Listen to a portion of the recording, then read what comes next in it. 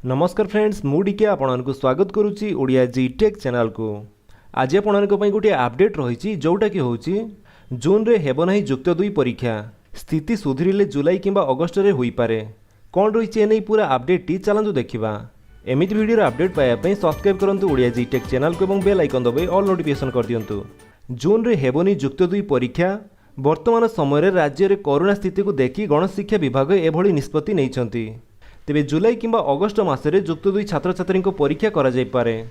नहले केंद्रीय माध्यमिक शिक्षा परिषद बा सीबीएसई निष्पत्ति को राज्य सरकार अपेक्षा करेंगे। सीबीएसई जो पदक्षेप आपणब ओडिशा रे सेही अनुसार पदक्षेप नियाजिबो। विकल्प मूल्यांकन जरिया मैट्रिक छात्र छात्री को मार्क दिया नहीं निष्पत्ति पर जुक्त 2 परीक्षा उपर एबे समस्तंकर नजर रही। तेज छात्र छात्री कैरियर रे गुरुत्वपूर्ण भूमिका ग्रहण करुथिबा एही परीक्षा हेबो ना नाही। जदि हुए तेबे केबे जून प्रथम सप्ताह सीबीएसई बोर्ड निष्पत्ति नेबाकु थिबारु ओडिशा सरकार मध्य सेही समय को धार्य करिसंती। तेबे मे अधा हेबाकु बसिथिले मध्य देश में ए पर्यंत कोरोना संक्रमण कमिबार ना धरुनी दिनकु दिन आक्रांतक संख्या बढ़ुची। जेउथिपाई सीबीएसई ए पर्यंत जुक्त 2 परीक्षा संपर्क में किसी भी पदक्षेप नहीं पारुनाही।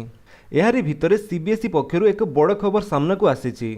जून मासरे द्वादश श्रेणी परीक्षा न करिबाकु सीबीएसई आपातत निष्पत्ति नेइछि।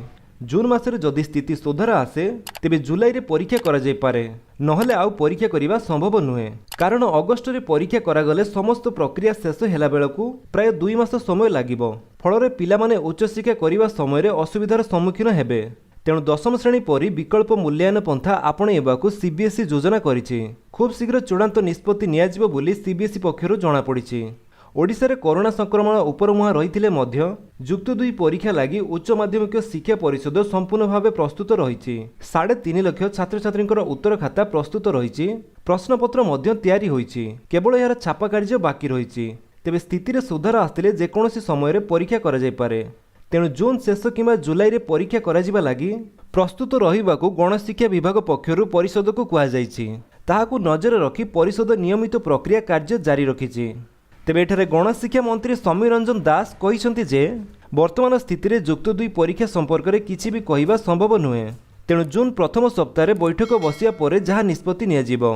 तेबे छात्र छात्री भविष्यत पई जुक्त 2 परीक्षा अधिक गुरुत्वपूर्ण होइथिबारु आमे हठात कौनसी निष्पत्ति नहीं पारिबु नाही। तेणु व्यापक आलोचना पर्यालोचना चलीछि। शिक्षाविद परामर्श भी निया जाउछि। सीबीएसई बोर्ड मध्य ए पर्यंत किछि स्थिर करि नाही। तेणु आमे तांको निष्पत्ति को भी अपेक्षा करिछु।